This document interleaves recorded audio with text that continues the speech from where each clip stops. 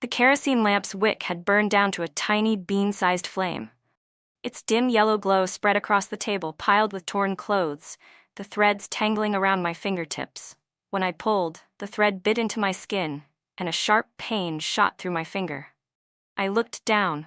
The needle had pierced the side of my left index finger. A bead of blood, small and bright as a red bean, slowly welled up and dripped onto the hem of my older brother Michael's worn blue work pants, spreading a faint crimson stain. From the dark corner of the room came a muffled groan. It was my paralyzed father-in-law, Mr. Harris, lying on the brick bed. When I set down the needle and thread to stand, a rush of numbness flooded my knees, making them weak and stiff. I had been sewing since the middle of the night, stitching, then unpicking, only to stitch again. The flicker of the lamplight made the scenes from my past life shimmer before my eyes. It had been a winter night just like this one. I'd stayed up past midnight, my chest suddenly tightening until I couldn't breathe.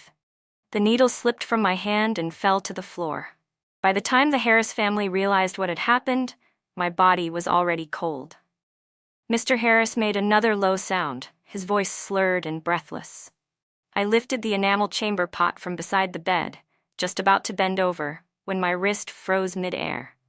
The ice inside hadn't melted yet, and the chill that touched my fingertips was exactly the same as the cold that had consumed me the moment I died in my last life.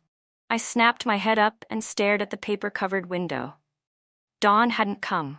Frost had gathered thick on the curtain. On the table, the sewing basket still held my sister-in-law's torn sleeve and my younger sister-in-law's frayed jacket, every detail identical to the final scene from before. I had been reborn. The blood on my fingertip was still flowing. I quickly drew my hand back and put the finger in my mouth. The metallic taste of blood mixed with the warmth of my saliva, shocking me fully awake. This wasn't a dream. The needle was still stuck in my finger. The chamber pot was still by my feet. Mr. Harris was still groaning faintly on the bed. Everything was horribly real. In my past life, I had worked myself to death for the Harris family, sewing, mending, washing, caring for a paralyzed old man from dawn till night. In the end, I died of a heart attack. When my husband Daniel Harris came home, he didn't shed a single tear. Not long after, he married that salesgirl from town. This time, I won't repeat the same mistake. Mr. Harris groaned again, his voice weaker than before. I took a deep breath, picked up the chamber pot, and walked toward the bed. But unlike before, I didn't rush to change his bedding. Instead, I felt his forehead. No fever, just thirst. I poured a cup of warm water and fed him slowly with a spoon. My wounded finger brushed against the rim, and the sting made me wince slightly. The kerosene lamp sputtered and cracked, its wick burning even shorter. I set the empty cup on the bed's edge and sat back at the table. Staring at the pile of ragged clothes, I pushed them aside. Michael's wife could mend her own sleeve tomorrow, and Daniel's sister could fix her coat herself. From the bottom of the wooden chest, I pulled out an old cloth pouch. Inside were the few dollars I had managed to save over the years, and the empty envelopes from all of Daniel's letters. In my previous life, I had believed his stories about struggling in the army, about not getting paid. Now I knew those excuses were nothing but lies. A rooster crowed outside. Dawn was coming. I tucked the pouch into my chest pocket, picked up the needle again, and turned up the lamp's wick. The bleeding had stopped, leaving only a tiny red mark, like a symbol, a reminder. I stared at it, and one thought burned fiercely in my mind. In 3 days, Daniel Harris will be back. This time, I won't serve the Harris family again, and I won't let him or that woman live comfortably. Everything they owe me, I'll take it back, piece by piece. By the third crow of the rooster, the sky had begun to lighten. Frost still blanketed the yard, crunching beneath my feet as I carried half a bucket of well water toward the stove. When the bucket swayed, the water splashed onto the frozen ground and instantly turned into tiny beads of ice. The stove, made of packed earth, had cracks running through its middle. I stuffed a handful of dried corn husks inside. As I struck a match, the wound on my fingertip throbbed faintly. It was the same cut I'd gotten sewing under the lamplight last night, now sealed with a thin, tight scab. The moment my hand brushed the pot, a sharp pain shot through my fingertip. I had just poured the cornmeal mush into the big iron pot when I heard the sound of a stool scraping across the floor in the main room. My sister-in-law, Laura Harris, shuffled toward the stove, wearing a half-sleeved blue cotton jacket. Leaning lazily against the counter, she cracked sunflower seeds between her teeth and asked, "When's the cornmeal porridge gonna be ready?" "Me and Emma are waiting to eat before heading out for work." The seed shells she spat out landed right on the floor I had just swept clean. They stuck to her shoes and crunched beneath her feet as she shuffled around, scattering the pieces of firewood I'd neatly stacked by the stove. I didn't look up. I just tossed another handful of wood into the hearth, and the flames leapt high, licking the bottom of the pot until its iron rim glowed faintly red. "Almost," I said quietly. "Give it another 10 minutes." Laura snorted, crouched down, and stirred the porridge with the ladle, her brow furrowed. "Why is it so thin again? Don't tell me you've been skimming off the cornmeal for yourself." Her long, sharp nails, blackened with dirt, stirred the porridge, splattering a few drops onto the back of my hand. I flinched from the burn. The same spot had already been scalded last night when Mr. Harris knocked over a bowl, and now a fresh wave of pain seared across it. "That's all the cornmeal left in the house," I said flatly. "I told Michael last time we needed more, but he said to wait until Daniel comes back."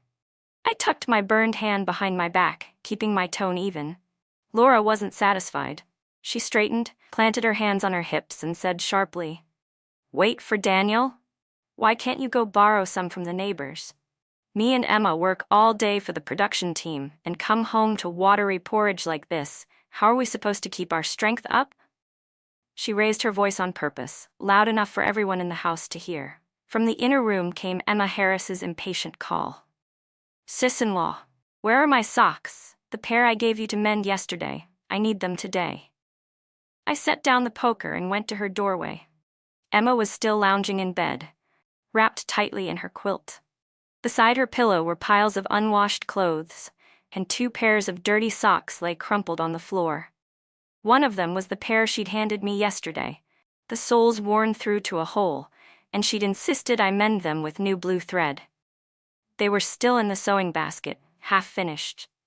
I pointed toward the corner where the basket sat, filled with Michael's torn pant legs, Mr. Harris's old cotton jacket, and right on top, Emma's socks. Thread already pulled through the needle, ready to sew. But Emma frowned and sat up, glaring at me. "You still haven't finished them. What were you doing all night?" "I don't care. I need them today. Sew them now." She yanked off her old socks and tossed them at me. They were caked with dirt and landed right on my freshly cleaned shoes. I bent down to pick them up, the string cutting into my sore fingertip, and felt a rush of heat rise inside me. But I forced it down. There were only 2 days left before Daniel came home. I couldn't afford to start a fight now. Carrying the socks, I went back to the stove, dragged the sewing basket closer, and was about to thread the needle when Mr. Harris began groaning again from the main room. Laura heard it too, but didn't move. "Go on," she said lazily. "Bring him his porridge before he starts yelling again. His noise gives everyone a headache." I filled a bowl carefully with the thin porridge and carried it toward the main room. Just as I reached the bed, Mr. Harris suddenly reached out to grab the bowl. I wasn't ready for it. The bowl slipped from my hands and crashed to the floor. Hot porridge splashed everywhere, scalding my pant leg. I gasped, hopping from the pain. "What's wrong with you? Can't even carry a bowl of porridge, right?" I turned to see Michael Harris standing at the doorway, just back from the fields, mud clinging to his trouser cuffs. Without even taking off his shoes, he stomped across the spilled porridge and rushed to his father's side. "Dad, are you all right?" he asked, helping the old man sit up, never once glancing at me or the red burn spreading down my leg. "It was him," I said through clenched teeth. "He tried to grab the bowl. I couldn't hold on." I gritted my teeth and rolled up my pant leg, revealing the red burn on my calf. Last night it had been my hand. Today, my leg bore a new wound. Every mark on my body came from work I'd done for this family, and yet not one of them had said a single word of concern. Michael waved me off impatiently. "Don't make excuses. Clean up this mess, then bring another bowl of porridge. If Dad goes hungry, you'll answer to me." Laura and Emma came closer, eager to watch the scene unfold. Laura leaned toward Emma and whispered, loud enough for me to hear, "See? She's just useless, can't even carry a bowl right." I crouched and wiped the spilled porridge from the floor, my vision blurring as tears welled up. But then I stopped myself. In my last life, I'd let their cruelty break me until I died. Not this time. I would never cry for them again. When the floor was clean, I didn't refill the bowl. Instead, I walked out into the yard. At that moment, our neighbor Mrs. Warren happened to pass by the gate. She caught sight of my reddened hand and leg, her eyes widening. "Linda, what happened to you?" she asked. "Did you burn yourself?" I made sure the wounds were visible and sighed softly. "It's nothing," I said. "I spilled some porridge while serving breakfast." Mrs. Warren frowned and glanced toward the house. She didn't press further, but said, "If it hurts, come by and get some burn ointment from me, all right? Don't let it get infected." I nodded, watching her walk away, silently committing the moment to memory. This could serve as evidence someday. When I returned to the stove, Laura was still nagging me about the socks. Michael was grumbling in the main room while wiping their father's hands, and Emma was lying on the bed, humming a tune. I picked up the socks but didn't thread the needle this time. Instead, I tossed them back into the sewing basket. I wasn't going to mend them, and I wasn't going to do another bit of housework for this family. The sun had just climbed over the ridge at the eastern edge of the village, stretching the shadow of the old locust tree long across the ground. I stood beneath it, holding Daniel's freshly washed military uniform. The fabric still carried the faint scent of soap. It was the one I had scrubbed twice yesterday in boiling water. In my past life, every time Daniel came home on leave, I had pressed and cleaned his uniform to perfection. But this time, as my fingers brushed the edge of the cloth, all I felt was the roughness beneath my skin. At the far end of the dirt road, a swirl of dust rose. A Forever brand bicycle rolled slowly toward me, a canvas bag hanging from its handlebar, a passenger perched on the back seat. My heart tightened. I looked up and saw the man pedaling. It was Daniel Harris. He wore his crisp olive-green military uniform, the brim of his cap pulled low, but I could still see the faint, uneasy smile tugging at the corner of his mouth. In the past, when he came home, his eyes had always been full of warmth and longing. This time, I saw only hesitation and guilt. "Daniel." I took 2 steps forward, ready to call out to him, when the woman sitting on the back seat lifted her head. She wore a brand-new floral cotton jacket trimmed with a ring of pale pink lace at the collar. In her hand was a mesh shopping bag, printed with County Supply Co-op, filled with several packs of fruit candy. The colorful wrappers shimmered under the sunlight. Her hair was glossy, neatly combed, pinned with a pearl hair clip. A shiny Shanghai wristwatch dangled from her wrist, the glint of its gold face stabbing into my eyes. The bicycle stopped in front of me. Daniel swung his leg over the frame and dismounted, his hand instinctively steadying the woman behind him. "Linda, what are you doing out here?" His voice was dry, his gaze flickering briefly toward the uniform in my hands before darting away. Pointing toward the woman, he said quickly, "This is Miss Lily Lynn, from the County Supply Cooperative." She happened to be heading this way, so I gave her a ride.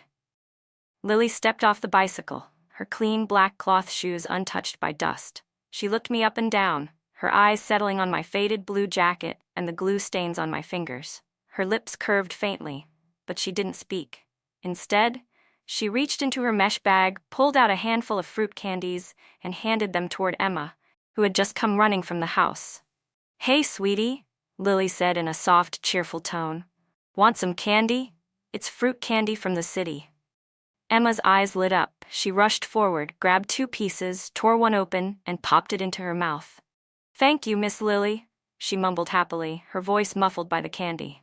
She didn't even glance at me, nor did she ask what this woman was doing with my husband. She just trailed after Lily, staring in fascination at the shiny watch on her wrist. "Miss Lily," Emma said with wide eyes, "your watch is so pretty. It's from Shanghai, right? I heard those Shanghai brand watches are really hard to get."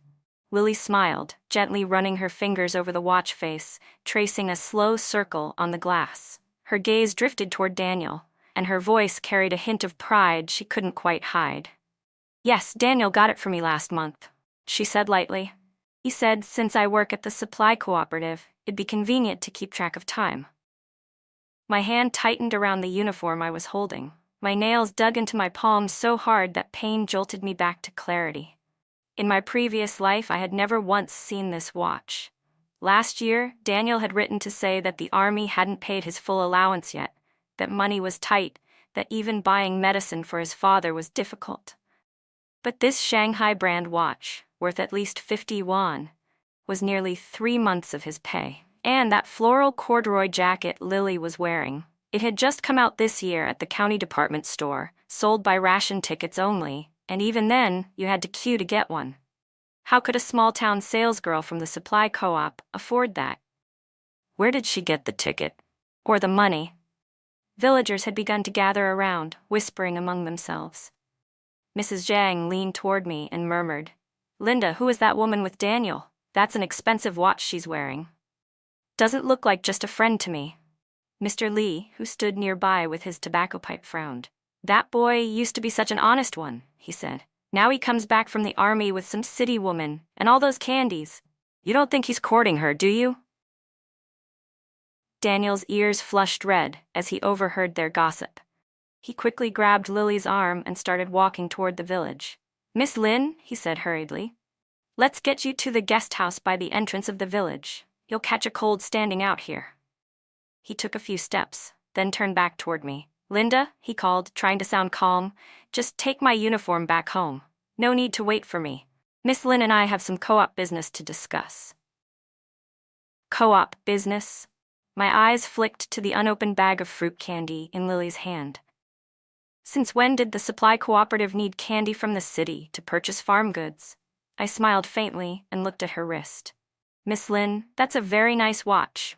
If Daniel bought it for you last month, that must have been right when the co-op was distributing employee rewards. Funny, I heard the co-op's benefit this year was a towel, not a watch." Lily's face went pale instantly. She yanked her sleeve down to cover her wrist and tugged at Daniel's arm. "Daniel, let's go. Don't waste time talking to her." Daniel shot me a sharp glare. "Stop making trouble, Linda. You don't understand how things work in the city. Go home and make dinner. Don't keep Dad and my brother waiting."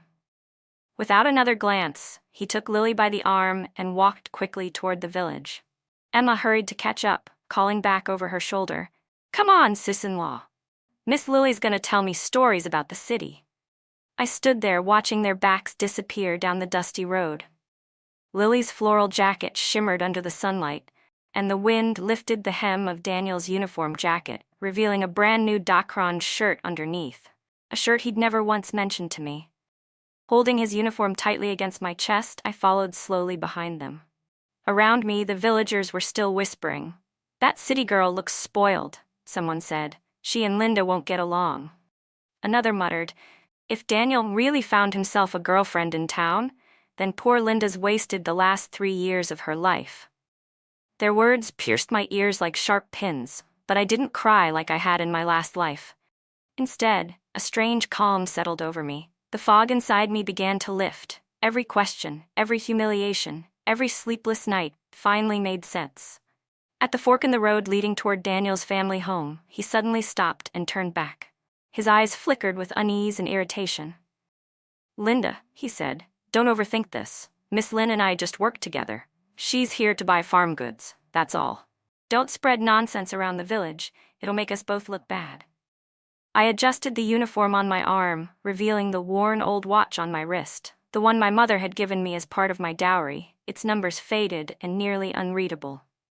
"Daniel," I said evenly, "last year you told me your allowance wasn't enough.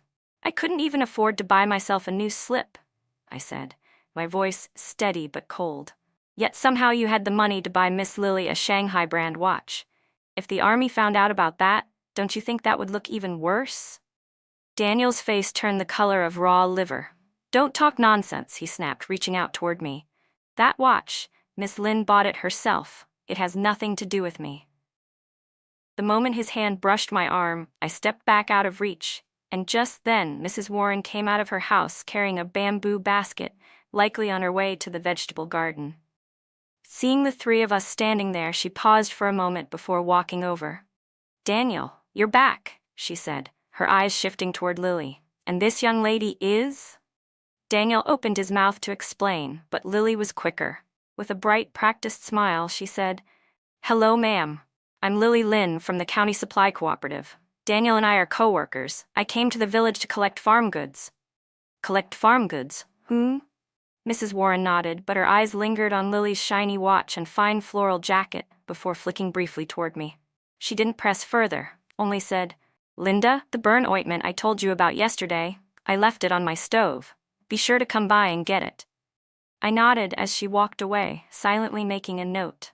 Mrs. Warren was sharp. She'd seen something wasn't right, even if she didn't say it aloud.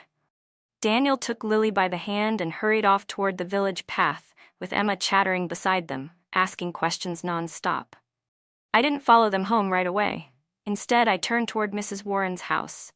I did need that ointment, but more importantly, I needed to ask her whether anyone in the village knew this Miss Lily Lynn, and whether she was really here to buy produce. In this life, I wouldn't let myself be kept in the dark again, deceived and trampled like before. By the time I left Mrs. Warren's house with the ointment in hand, the sun was already high. The frost in the yard had melted into muddy puddles. As I approached the gate of the Harris house, laughter drifted out from the main room. Lily's laughter, light and cheerful, mingled with Emma's giggles and Daniel's occasional replies. My heart sank. I pushed the door open. The laughter stopped instantly. Daniel sat at the head of the square wooden table, with Lily right beside him. She was holding an apple, slicing it slowly with a paring knife. Laura was crouched near the stove, though she hadn't lit the fire, her eyes glued to the apple in Lily's hand. Emma sat beside Lily, resting her chin in her hands, watching every movement as if enchanted. Not one of them even noticed me standing in the doorway. From the back room came a faint groan. It was Mr. Harris, but no one paid him the slightest attention. When Daniel finally saw me, he set down his ceramic cup and cleared his throat. "Linda, you're back," he said, his tone strained. "Good. There's something I need to talk to you about." His eyes darted away from mine, and his fingers drummed lightly on the table's edge as if trying to gather courage. Lily lifted her head, a small, smug smile tugging at her lips as she handed the freshly peeled apple to Emma, then picked up another one to peel, completely at ease, as if this were her own home. Laura stood up and came over, tugging lightly at my sleeve. "Linda," she whispered, "don't make Daniel angry. He just got home. Whatever it is, talk nicely." I knew what she was really worried about. She didn't want me upsetting him and losing her free labor in the house. But this time, I wouldn't play along. I pulled my arm free and walked straight to the table. Setting the neatly folded military uniform on the corner, I reached into my cloth pouch and took out a small notebook. "This," I said evenly, "is the record I've kept over the past 3 years. Every expense I've made for this family. Medicine for father, fabric for mending clothes. It's all written down, every single penny." I placed the account book squarely on the table. "Now," I said, looking him straight in the eye, "go ahead and tell me what it is you wanted to say." My fingertips pressed down hard on the cover of the ledger, the nails turning white from the force. Daniel took a deep breath, as though summoning his courage, then looked up at me. "Linda," he said slowly, "let's get a divorce." "What?" Laura jumped to her feet first. She rushed over, grabbing Daniel's arm. "Have you lost your mind? If you divorce her, who's going to take care of your father? Who's going to mend our clothes? You let that woman fill your head with nonsense?" She jabbed a finger toward Lily, her eyes wide with fury, the greedy gleam from earlier gone, replaced with raw panic. Lily's hand jerked. The apple peel she'd been slicing snapped in two. But she didn't panic. Instead, she calmly set the knife down, stood, and stepped to Daniel's side, gently tugging at his sleeve. Her voice came out soft, trembling just enough to sound pitiful. "Please don't blame him, Linda. It's my fault. We care about each other, and we just can't help it." Emma's mouth dropped open, the apple in her hand rolling off the table. "Wait, brother, are you really divorcing my sister-in-law? Then who's gonna mend my socks?" I stared at the absurd scene before me, and, unexpectedly, I laughed. In my previous life, those words would have broken me. I would have thrown myself at him, crying and begging for an explanation. But now, all I felt was a bitter amusement. I bent down, opened the ledger on the table, and began to read aloud. "Last March, cold medicine for father, 20 cents. April, blue thread for patching Michael's pants, 15 cents. May. Fabric for Emma's jacket, 1 yuan and 20 cents. I paused, rolling up my sleeve to show the red mark on the back of my hand, still swollen from the burn the night before, with a fresh scald on my wrist from this morning. Even after applying ointment, the skin was angry and blistered. Yesterday morning, when I brought porridge to your father, he knocked the bowl over and burned me. The night before that, I stayed up sewing till midnight and pricked my fingers raw. Daniel, I've cared for your father for half a year. I've mended clothes for your brother and sister for 3 years, and now you tell me you want a divorce? Fine, but I stopped, my eyes falling to the gleam of the Shanghai brand watch on Lily's wrist. The sunlight caught its metal face, blindingly bright. That watch on her wrist was bought with my husband's money, and it belongs to me. Daniel shot up from his seat, pointing a shaking finger at me. You're talking nonsense. Lily bought that watch with her own money. It has nothing to do with you. With her own money? I flipped to the back pages of the ledger. Each letter he'd sent home was marked with dates and notes. Last October, you wrote saying the army hadn't issued pay yet, and that we didn't even have money for coal, so I should borrow from the neighbors. In November, you said your allowance had been cut for a mission. In December, you claimed you had to buy gifts for your superior and couldn't send anything home. But that watch Miss Lin is wearing was bought last month. It costs 50 yuan, nearly 3 months of your allowance. So tell me, Daniel, wasn't that money supposed to be for me and your father's care?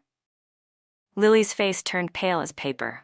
She instinctively pulled her sleeve down to hide the watch, but it was too late. Both Laura and Emma had already seen it. Laura lunged forward, grabbing Lily's wrist and yanking her arm up so the watch glinted in the light.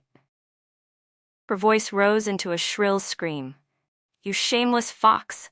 You used our family's money to buy yourself a fancy watch. Daniel, did you give her all your allowance? You wouldn't even send money for your father's medicine, but you could buy her something like this? Lily winced from Laura's grip, struggling to break free. Let go of me. I bought it with my own money. It has nothing to do with your family. With your own money? I stepped closer, pulled a folded slip of paper from the ledger, and laid it flat on the table. Then how do you explain this?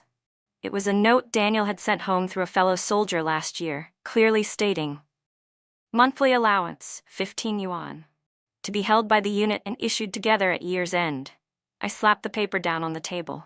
15 yuan a month, saved for 6 months. That's 90 yuan total. But the year ended, and nothing was sent home. Now Miss Lin has a 50 yuan watch and a corduroy jacket worth at least 20. Daniel, tell me, where did that money come from? Daniel's face flushed purple with anger. He lunged toward me, trying to snatch the note from my hand. Stop making things up. That's fake. Bookmark. I sidestepped, and he missed. Instead, his arm knocked into the corner of the table, sending a ceramic cup tumbling over. Water splashed across the ledger, the ink bleeding and spreading into dark stains. Fake? I said, shaking off the droplets. This ledger records every penny I've spent, and Mrs. Warren can vouch for it. Last year, when Father had a fever, I was the one who carried him to the clinic. I borrowed money from her to pay for it. Michael's pant cuffs, I patched them 3 times using fabric Mrs. Warren gave me. Emma's jacket, made from plum-colored cloth, I bartered for with eggs from Mrs. Zhang. Daniel, why don't you ask your father whether I've ever neglected him? Mr. Harris began to groan louder from the heated brick bed, his hand fumbling across the blanket as though trying to speak. I walked to the bedside and lifted him gently, propping a pillow behind his back. Dad, I said softly, tell them, do I clean and care for you every day? Do I feed you every meal and give you your medicine? Mr. Harris opened his mouth, his words slurred but clear enough. Yes, Linda's good. Hearing that, Laura's face twisted, though she still refused to back down. So what if you take care of him? That's your duty. You're the Harris family's daughter-in-law. You want a divorce? Fine, but don't even think about asking for money. I smiled and set both the ledger and the folded note on the table. Yes, I'm your daughter-in-law, but I'm also my mother's daughter, not your servant. If Daniel wants a divorce, I agree. But there must be compensation. Half of his 3 years' allowance, 45 yuan. 10 yuan for father's medicine. 5 yuan for my injury and lost work, that's 60 yuan in total.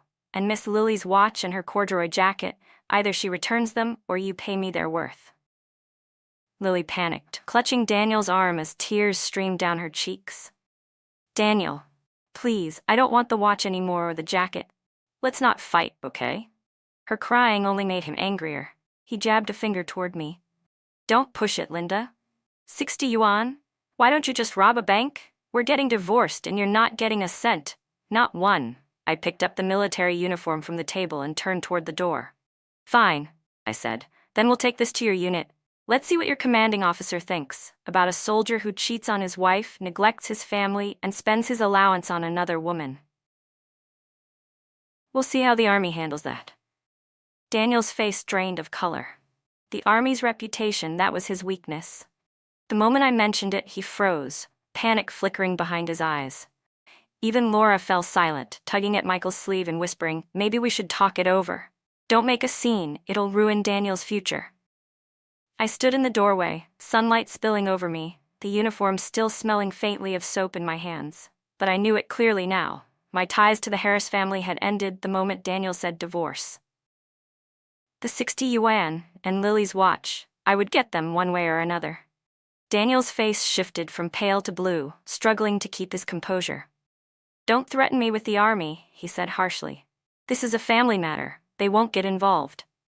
Michael suddenly stepped forward, jabbing a finger at my face. You're just trying to squeeze money out of us. 60 yuan? Why don't you go rob a bank instead? My brother's out there suffering for the country, and you've had an easy life at home, eating, resting, doing nothing. Now you have the nerve to demand compensation? His spit flew as he yelled, his eyes sharp and wild, like he could tear me apart. He was scared that if I got the money, no one would be left to sew their clothes or care for their father for free. Laura joined in, shrieking as she lunged at me. What ledger? It's all made up. Let's see how you extort money now. Her long, sharp nails slashed toward the cover of the book. I'd already anticipated her move. The moment Laura lunged, I sidestepped and she stumbled forward, nearly falling flat on her face. Go ahead, tear it, I said coldly, pulling another small notebook from my cloth bag and waving it in the air. What you grabbed was the original. This one here is a copy I made long ago. It's got Mrs. Warren and Mrs. Zhang's signatures as witnesses. Every record in it is true. And if you so much as try to destroy it, I'll march straight to the village committee and show the director how your Harris family's been bullying me. When Laura saw the signed copy, her hand froze midair. The shouting stopped abruptly. She knew full well that both women were respected in the village. If they testified for me, the Harris family wouldn't have a leg to stand on. Emma stood off to the side, half an apple clutched in her hand, the earlier excitement drained from her face and replaced by unease. Brother, she said hesitantly, I think maybe her records are real. That plum-colored fabric I got for my jacket really was traded for eggs, just like she said. What do you know? Michael snapped, turning and glaring at her. She wrote all that down on purpose, just to squeeze money out of us. Seeing that the Harris family was losing ground, Lily quickly stepped forward, her face plastered with a false, conciliatory smile. Linda, I know life's been hard for you these past years, she began sweetly, but 60 yuan is just too much. Daniel's had a tough time in the army too. Couldn't you lower your demand a little? Let's part peacefully, stay friends. As she spoke, she leaned closer to Daniel, lightly patting his arm as though to steady him. My eyes fell on her crisp Dacron shirt. This year's newest style, with delicate embroidery at the collar, the kind of thing you'd never see in a rural village. Peacefully? I took a step forward, fixing my gaze on her collar. Then why don't you tell me where that shirt came from? I heard from the supply co-op that those Dacron shirts were special issue, reserved only for county officials. Regular fabric ration tickets wouldn't buy one, so how did a salesgirl like you manage to get it? Lily's face drained of color. She instinctively crossed her arms, trying to hide the shirt's pattern. Her voice shook. I asked a friend to buy it for me. It has nothing to do with Daniel. Asked a friend? I smiled thinly and turned to Daniel. Didn't you send 2 pounds of tea and a bottle of fine liquor to the county supply office director through one of your army buddies last month? Funny, I heard that just yesterday from Mrs. Warren. Her son's a driver in town. He saw your friend handing over the gifts himself. Daniel's eyes went wide. He clearly hadn't expected me to know. That's not true, he said quickly, waving his hand. You're just repeating rumors. Rumors. I stepped closer to Lily, who flinched under my stare. Then why don't you tell me the name of that friend of yours? Which friend can get their hands on special-issue Dacron fabric tickets? Or is this mysterious friend actually the supply co-op director Daniel bribed? Lily's lips trembled and tears spilled down her cheeks. She clutched Daniel's arm, crying, Daniel, I swear I didn't know it was special issue. I just thought it was pretty. Please explain to her, please. Her crying only made Daniel angrier. That's enough, Linda, he shouted, jabbing a finger at me. You've gone too far. It's just a shirt. What does that have to do with you? If you keep harassing Lily, then I won't divorce you at all, and you'll get nothing, not a single cent. I picked up the ledger from the table and flipped to the page marked debts owed. Fine, I said evenly. If you won't divorce me, then you can start acting like a husband again. Pay me back the money you owe, buy father his medicine, and pay 3 years' worth of living expenses you've withheld. After that, you and Lily can take turns doing the sewing and caring for him. I'm done playing the fool. Laura's eyes widened at that. She hurried to chime in. That's right. If you're staying married, then you'd better keep doing your share. Daniel, that's fine by me, Laura said quickly before he could answer. You can forget about the divorce. Just break it off with Lily. Let Linda stay to look after your dad and mend our clothes. That way, everything goes back to normal. She was terrified I might actually leave, that no one would be left to do the housework. It was almost funny. She'd just been calling Lily a homewrecker, and now she was pretending nothing had happened. Daniel's face shifted from red to white, trapped between guilt and fear. He wanted to stay with Lily but couldn't bear to lose the help at home. I had him cornered, and it made him restless. Lily, seeing his hesitation, began crying even harder.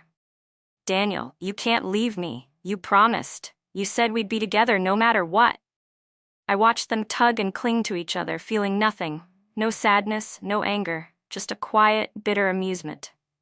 Then I turned toward the courtyard and called loudly, Mrs. Zhang, are you home? I need to ask you something. Mrs. Zhang lived right next door, a kind woman known for her fairness and her dislike of bullies. I'd raised my voice on purpose. The more witnesses, the better. She hurried over, still holding a sewing basket. Linda, what's wrong? Why are you shouting? As soon as she stepped inside, she took in the scene. Lily crying, Daniel pacing, Laura wringing her hands, and her face tightened. What's going on here? Why all the fuss? Perfect timing, Mrs. Zhang. I took her hand and pointed straight at Lily's shirt. Didn't you say your daughter works at the supply co-op? Take a look at Miss Lily's shirt. Isn't that the Dacron special issue model the co-op reserved for county officials? Can an ordinary fabric ration ticket buy one? Zhang stepped closer, feeling the material between her fingers. She frowned. This really is special issue, she said. My daughter told me 2 of these arrived last month, both reserved for the director. Regular ration tickets couldn't buy them, only a note of approval from the director himself could. The moment she said it, Lily's sobbing stopped cold. Her face turned as white as paper. Daniel froze, too, lowering his head and avoiding Mrs. Zhang's eyes. Even Laura and Michael were struck dumb. They hadn't expected the shirt to actually be a restricted issue, or that Daniel's connections had been used to get it. Mrs. Zhang's expression darkened. Daniel, she said sternly, this isn't right. Linda's been here at home caring for your father, mending your clothes, doing everything for your family, and you've been sneaking around with another woman? Even using your army connections to get her a special shirt? How could you do that to your wife, to your father? Daniel's head hung so low it nearly touched his chest. I didn't mean to, he muttered weakly. Didn't mean to, I said, my tone calm but sharp. I picked up the ledger and handed it to Mrs. Zhang. Here, take a look. Every expense I've covered for this family over the last 3 years is written there. Half a year caring for his father, 3 years of mending and working, and now he wants a divorce without a single coin of compensation. Tell me, Mrs. Zhang, does that seem fair to you? She flipped through the pages, her brows knitting tighter with each turn. Finally, she slammed the book shut and glared at Daniel. You foolish boy. Every number here is real. I can vouch for it myself. Do you have any idea how much Linda has sacrificed for you and your family? If you're divorcing her, you owe her compensation. And if you refuse, I'll bring this up with the village elders and let everyone judge for themselves." By then, the commotion had drawn a crowd. Neighbors filled the courtyard, whispering and pointing. Some said Daniel was ungrateful. Others called Lily shameless for breaking up a marriage. A few muttered that the Harris family had gone too far. Daniel's face burned with humiliation, his head dropping even lower. Lily hid behind him, trembling and silent. Seeing that I'd made my point, I turned to him and said clearly, "Now that everyone's here, Daniel, you can say it in front of them all. Will you pay the compensation or not? And what about Lily's shirt and her watch? Will you return them or pay for them? If you still refuse—" I paused, letting my words hang in the air. "Then we'll go straight to your commanding officer and let the army settle this. Let's see what your superiors think of such an honorable soldier," I said coldly. Daniel's head shot up, his face full of panic and helplessness. He glanced around at the circle of neighbors, then back at Lily, who was still hiding behind him. Finally, he clenched his jaw and muttered, "Fine, I'll pay compensation, but 60 yuan is too much. Can't we lower it a little?" "No," I said firmly. "Not a single yuan less. It's what I deserve. If you give it to me now, we'll settle the divorce tomorrow. But if you try to stall again, we'll go to your unit and the village committee, so everyone knows exactly what kind of man you are." Daniel looked at my unwavering expression, then at the furious faces of the neighbors around him. His shoulders slumped. "All right," he said at last. "I'll pay. I'll find the money tomorrow." I knew he was still hoping to delay it, but with so many witnesses, he wouldn't dare go back on his word now. He mumbled something about borrowing from relatives, though his feet didn't move. His eyes darted around the yard, scanning the crowd, clearly waiting for them to disperse so he could find an excuse later. Laura hurried to smooth things over. "All right, everyone, that's enough. Go on, this is a family matter, we'll sort it out ourselves. No need to crowd here for a show." But no one left. Mrs. Zhang stood right in the middle of the courtyard, arms crossed, making it obvious she intended to stay and see how the Harris family handled this. Just then, a rush of footsteps came from the gate. A woman in a blue supply co-op uniform strode in, holding a ledger under her arm. "Lily Lin," she called sharply as soon as she entered. "You still haven't balanced yesterday's produce accounts. The director wants you back at the office immediately." I looked up, my heart leaping. It was Ms. Zhang, the very woman Mrs. Dake, Warren's son, had mentioned yesterday. A fair-minded worker at the county co-op, known for her integrity and her dislike of corruption. I had asked Mrs. Warren's son to pass her a message, and I hadn't expected she'd actually come. The moment Lily saw her, her face went pale as chalk. She instinctively ducked behind Daniel, clutching the hem of her jacket with trembling hands. "Ms. Zhang, something came up. I'll come back to settle the accounts tomorrow, all right?" Something came up? Ms. Zhang stepped into the main room, her brows knitting when she saw the yard full of villagers, the ledger on the table, and the floral corduroy jacket on Lily's back. "Wait a second," she said, her tone sharp. "Isn't that the special corduroy jacket the director reserved last month? I remember he said it was for his daughter's wedding dowry. How did you end up wearing it?" Her words hit like a thunderclap. The yard erupted in murmurs. Zhang from next door stepped forward. "Wait, Ms. Zhang, are you saying that jacket belongs to the director? Did Lily steal it?" Ms. Zhang frowned. "Maybe not outright theft," she said, flipping open her ledger, "but when I checked the books yesterday, I noticed one of the director's special fabric ration tickets was missing. Specifically, the corduroy one. I was confused at the time. Now I see where it went. And that shirt you're wearing," she added, pointing at Lily's Dacron blouse. "The director has one just like it. It was gifted to him last month by someone from the army. Don't tell me these two pieces came together." Lily's face was paper white now.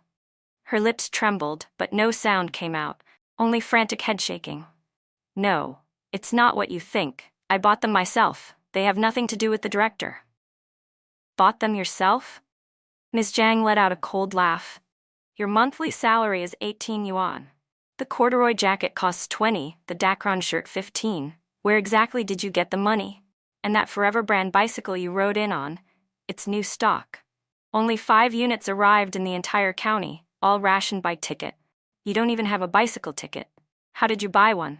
At the mention of the bicycle, Daniel's face turned ashen.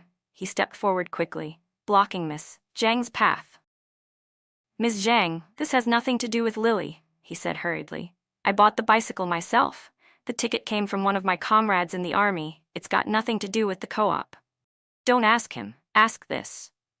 I seized the chance, fished an empty envelope from my cloth pouch, the ones Daniel had sent home last year, and hurried over to Ms. Zhang, thrusting it into her hand. Look at this. In October, he wrote that the unit hadn't paid allowances, and they didn't even have money for coal, so I should borrow from neighbors. In November, he said his allowance was docked. In December, he said he had to buy gifts for his superiors and couldn't send money home. Yet he somehow had money to buy a 20 yuan corduroy jacket, a 15 yuan shirt, and a bicycle costing over 100. Where did that money come from? Ms. Zhang took the envelope, read it, then looked up at Daniel with a face full of confusion and anger. You're a soldier, aren't you? A soldier's allowance is issued by the state to support his family. Instead, you used it to buy clothes and a bicycle for someone else, while your wife and children borrow from neighbors to get by. Do you have any shame wearing that uniform? The neighbors echoed her, outraged. How could a soldier behave so irresponsibly, spending his allowance on another woman? This is unacceptable. The army must be told. Michael rushed forward, trying to smooth things over. It's a misunderstanding. He was just foolish for a moment. He'll pay it back. Don't make this public. Don't ruin his career. Ms. Zhang cut him off. If he cared about his career, he wouldn't behave so ungratefully. Linda has cared for his father for half a year and mended their clothes for 3 years, while he runs around with another woman and misuses his allowance. The army should deal with this kind of person. Lily, seeing everyone point fingers at Daniel, slipped back 2 steps and tried to make a break for the yard gate. I had already noticed her little moves and stepped in front of her to block her path. Miss Lin, I said, don't go anywhere. You're coming clean right now. Where did that jacket and shirt come from? Who bought the bicycle? Tell everyone. She was frantic, nearly sobbing, as she clung to Ms. Zhang's arm. Ms. Zhang, I really didn't know. Everything was arranged by Daniel. I don't know anything. Please take me back to the office. The director's waiting for the accounts. But when Miss Zhang let go of her arm and looked hard, she said in a stern voice, You're a co-op employee. Taking special issued tickets and accepting valuable gifts violates office regulations. Even if you go back to the co-op, the director will have to handle this. Daniel grew frantic, tugging at Ms. Zhang and pleading with me.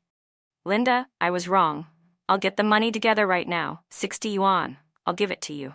Please don't let Ms. Zhang take this to the office. Please don't let the army know, okay? He begged, eyes frantic. I watched him fumble and felt no pity. Only the sweet satisfaction of payback. If you realized you were wrong, you should have acted before, I said. When you were buying her clothes and that bicycle with your allowance, did you think of me or father, still borrowing from neighbors? Fine, you want me to be quiet. I can be quiet, but the 60 yuan compensation must be paid today. And Lily's jacket, shirt, and bicycle, return them now or convert them to cash and give them to me, not 1 cent less. Ms. Zhang stepped forward to support what I'd demanded. If you return the illicit items and pay Linda the compensation today, I will plead with the director on your behalf and try to settle this within the office. But if you try to renege, I will call the army immediately. Let them investigate, I said. Daniel looked from the ledger in Miss Zhang's hands to the furious faces of the neighbors surrounding him. He realized there was no escape this time. Clenching his jaw, he muttered, Fine. I'll pay. I'll borrow from my relatives right now. I'll get the money together today. Laura stood nearby, wringing her hands, her face pale with anxiety.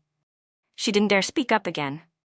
She knew that if things reached the army, Daniel's career would be ruined. And with it, the Harris family's only hope. Emma didn't dare look at Lily. She stood in the corner with her head down, the half-eaten apple long forgotten on the floor.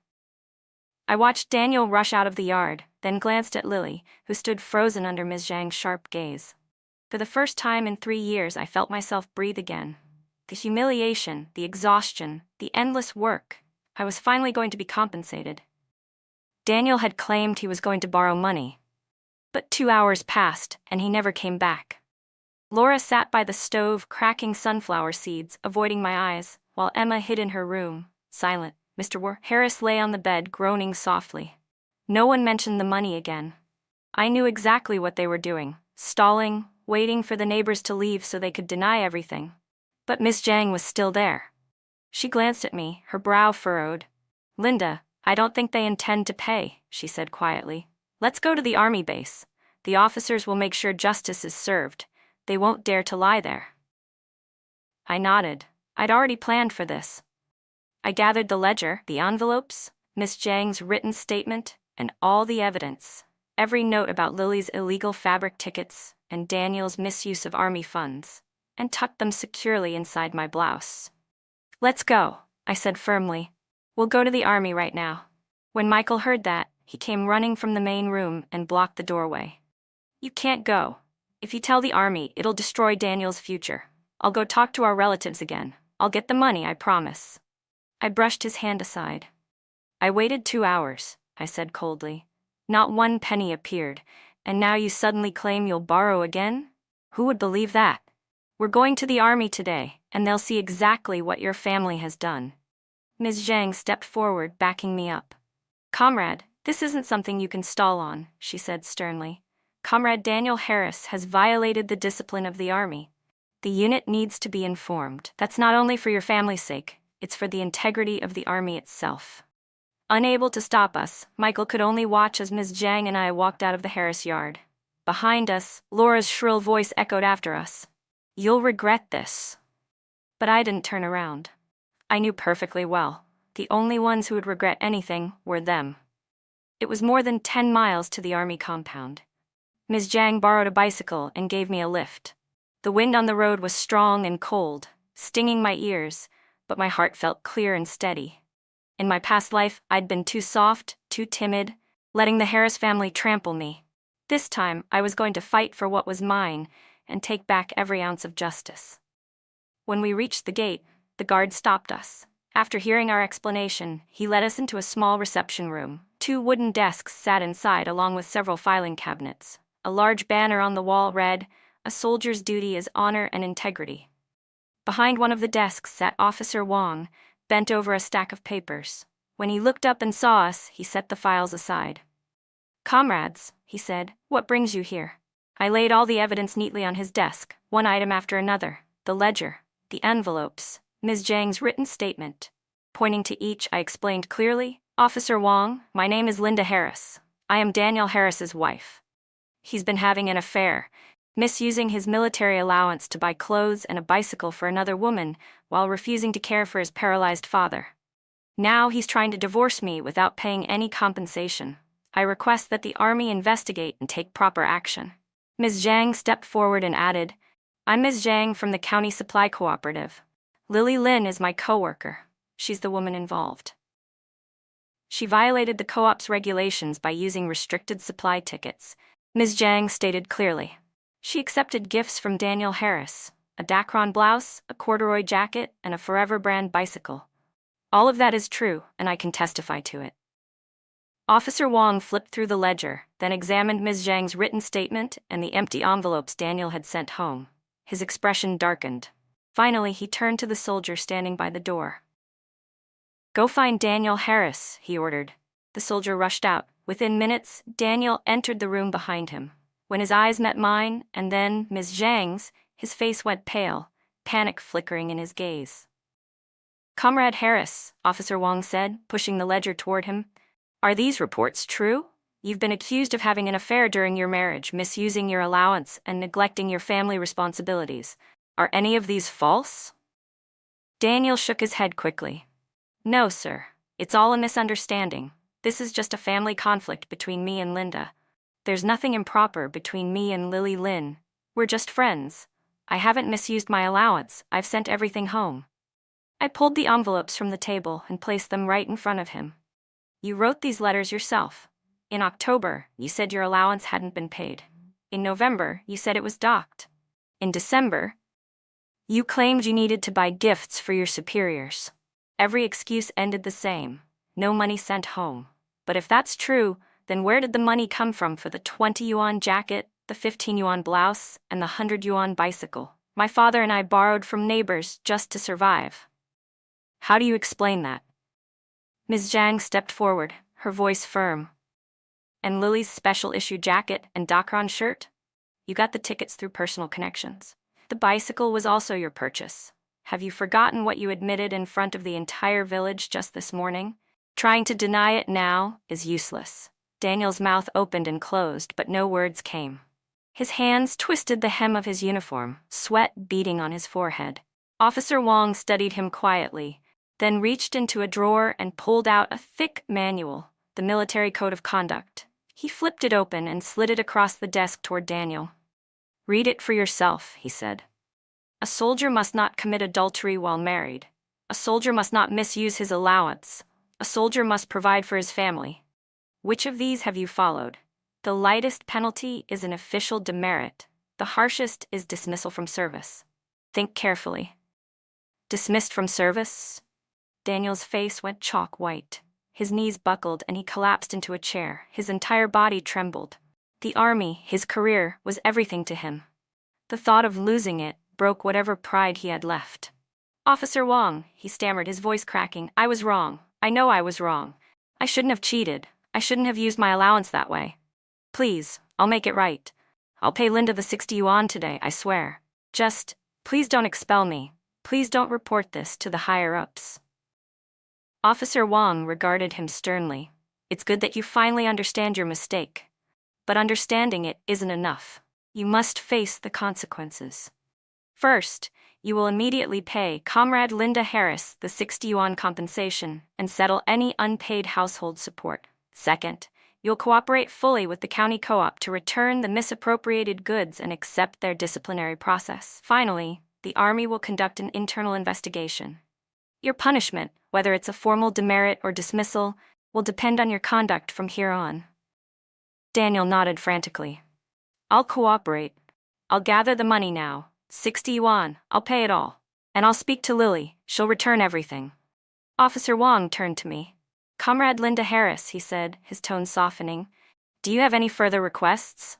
The army will try its best to help resolve this matter. I looked at Daniel, the man who once let me slave for his family, who had turned cold the moment I fell ill, now slumped, humiliated, and defeated. I felt no sympathy, no bitterness, only relief. I don't ask for anything else, I said calmly. Just that he pays the 60 yuan compensation and signs the divorce papers. After that, I'll have nothing more to do with him or his family. Officer Wong nodded. Understood. The army will supervise this. They'll make sure you get the compensation and that the divorce is processed properly. After leaving the base, Daniel didn't dare stall any longer.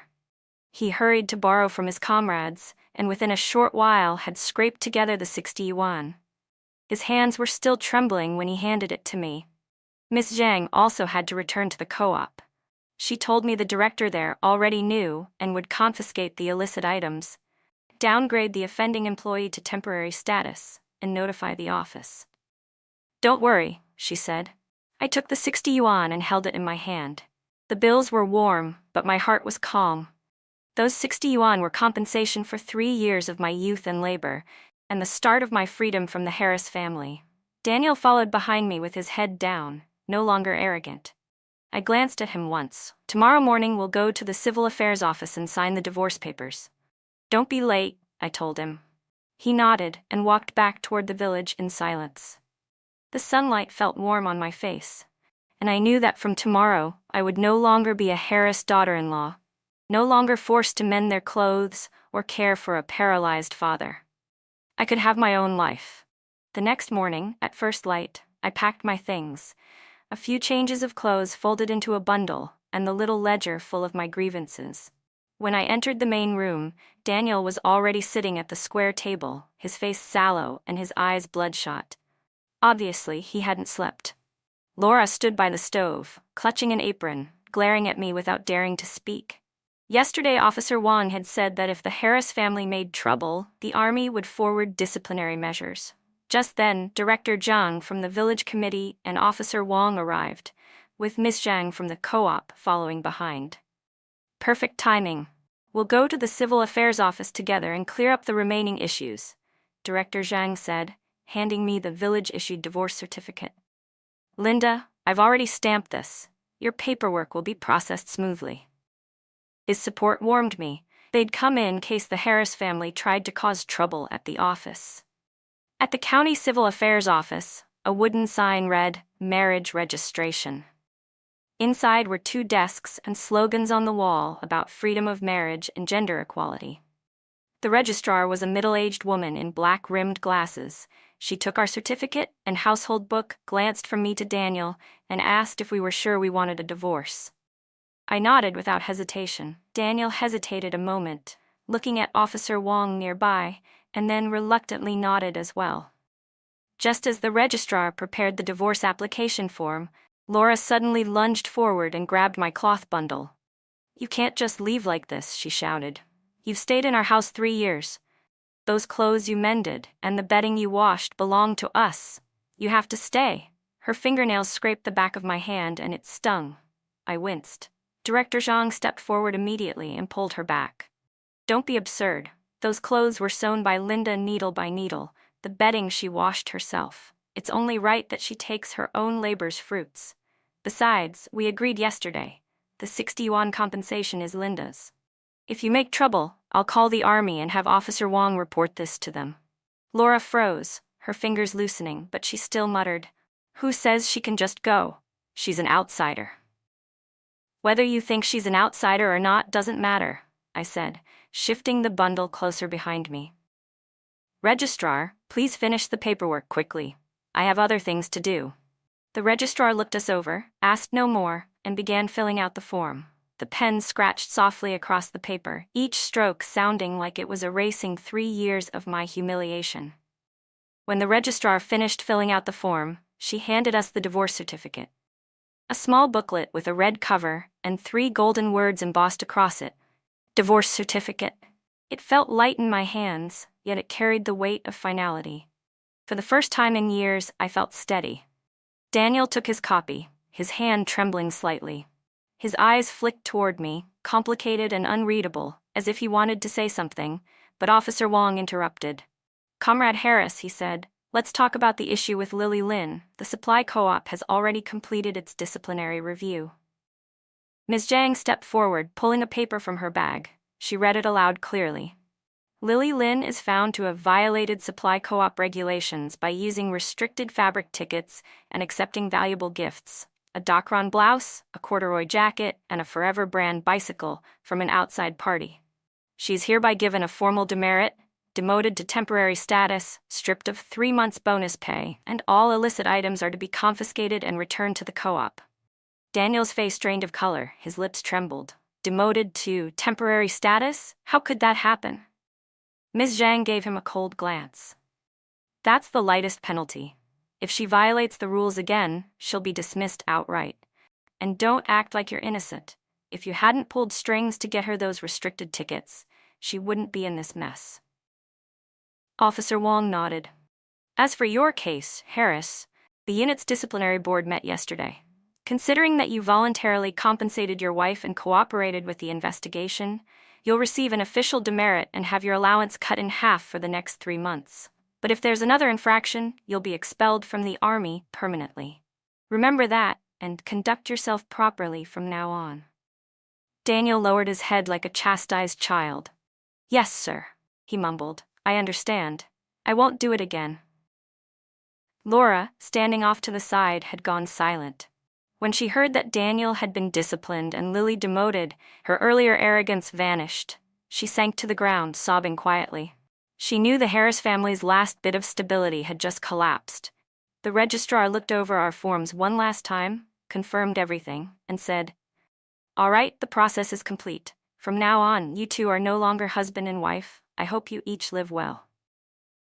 I took the divorce certificate, carefully tucking it into my cloth bag. Then I took the 60 yuan from Daniel's hand and counted it. Not a coin more or less. Exactly 60. "The money's settled and the certificate signed," I said evenly. "From now on, I have nothing more to do with the Harris family." I looked at Daniel and Laura calmly. I'll move out today. I'll take what's mine, and not a single thing that belongs to your family. Officer Wang nodded approvingly. That's best. Everyone parts peacefully and moves on. No more entanglements. Director Zhang added, Linda, if you don't have a place to stay, the village committee can arrange temporary housing. If you need help, just let us know. I smiled and shook my head. Thank you, Director. I've already rented a small place in town. I'll be fine on my own. By the time we returned from the Civil Affairs office, the sun was high and blazing. The dirt yard shimmered with heat. As I pushed open the gate, I froze. Laura was crouched outside my room, clutching a small cloth bundle. When she saw me, she panicked and tried to hide it behind her back. My chest tightened. I knew exactly what she had there, my mother's silver bracelet, the only keepsake she'd left me. She must have been trying to steal it. Give me the bracelet, I said, stepping up to her, my tone leaving no room for argument. Laura's eyes darted away. Her voice hardened. What bracelet? I don't know what you're talking about. This is our family's property. You're an outsider, Laura snapped. What right do you have to take it with you?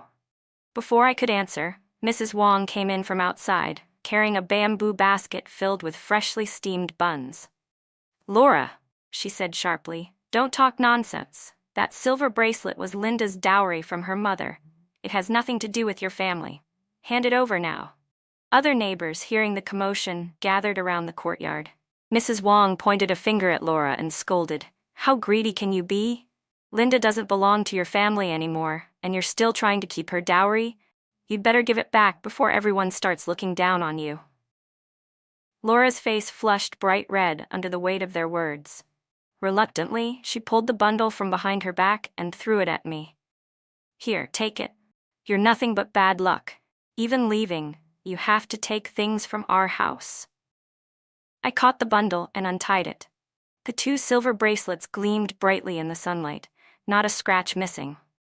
Relief washed over me. I tucked them safely into my old cloth bag, then turned to gather the last of my belongings. A few changes of clothes, the worn cotton jacket my mother left me, and that small ledger filled with years of records and bitterness. Little May stood in the doorway, her expression uncertain. Linda? She said quietly, will you ever come back? I stopped folding for a moment and looked at her. May, once I'm gone, you have to take good care of your grandpa. Darn your own socks, don't always rely on others. Your brother isn't the same person anymore. Learn to take care of yourself. She lowered her head and whispered, I understand. A tear slipped down her cheek, falling to the ground and darkening the dust. Just as I finished packing and was about to leave, Daniel burst into the room, grabbing my arm tightly. Linda, I was wrong, he pleaded. Let's not get divorced, okay? I've already ended things with Lily. I'll treat you right from now on. I'll take care of Dad, I swear. Please don't leave me. His grip was so strong it hurt. His eyes were filled with panic and regret, but I'd seen too much to believe him. I pried his hand off and met his gaze steadily. Daniel, it's too late to say that now. Where were you 3 years ago when I was mending your father's clothes and patching holes in this house? Where were you when I had to borrow money from the neighbors to buy coal and medicine? And when you were buying shirts, watches, and a bicycle for Lily Lynn, did you ever once think about treating me well? Now you regret it? It's far too late. Officer Wang came in just then, frowning as he took in the scene. Comrade Harris, he said firmly, you are divorced. It's done. If you keep pestering Linda, you'll be in violation of Army conduct, and I'll have to file another demerit against you. At the mention of that, Daniel's hand fell limp at his side. The light drained from his eyes. He looked utterly defeated. He watched me sling my bag over my shoulder and walk out, but didn't dare follow. Mrs. Zhang and Mrs. Wang helped me carry my things as we left the village. On the road, we passed a few neighbors heading toward town. They greeted me warmly. Linda, we heard you finally left the Harris family. Good for you. If you ever need help, just come find us. Another said, we just saw Lily Lynn leaving the co-op, head down, everyone whispering about her. Heard she got demoted to temporary status, and even her bicycle was confiscated. Serves her right. I listened quietly, without any sense of triumph, only relief. Lily Lynn was paying the price for her greed, and Daniel was suffering the consequences of his betrayal. As for me, I was finally free to begin a new life. When I reached town, Auntie Lou, my new landlord, was already waiting outside the small brick house I had rented. It had a little courtyard, a clay stove, a wooden bed, and a table. Simple, but clean and bright. Auntie Lou helped me carry my things inside, smiling kindly. "Linda, I cleaned the place up yesterday. If you need anything, pots, bowls, anything, I've got extras at home." "Thank you, Auntie Lou," I said, setting my bag down. I stepped into the courtyard. The sunlight was warm against my face, soft and golden. For the first time in years, I felt completely at peace. In the courtyard stood an old locust tree, its leaves a deep, vivid green. The breeze rustled through the branches with a soft shh, as if it were greeting me. I slipped my hand into my pocket, feeling the divorce certificate, then looked down at the 60 yuan in my palm. A calm, solid sense of peace settled in my chest. From now on, I would never again have to endure the Harris family's moods, or spend my nights mending their worn-out clothes. I could finally live the life I wanted, one built with my own two hands. Mrs. Zhang and Mrs. Wang helped me tidy up the little house, offering a few more kind words before heading home.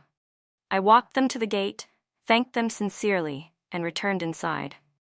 I took out the silver bracelets my mother had given me and set them carefully on the table. Then I opened my old ledger and looked at the pages filled with 3 years of records. Every expense, every sacrifice. It felt like saying goodbye to the woman I used to be. Then I picked up a broom and began to sweep the courtyard. The sunlight filtered through the locust tree, dappling the ground with shifting gold. From today on, this little courtyard was my home. I would keep it clean, fill it with warmth, and live each day well.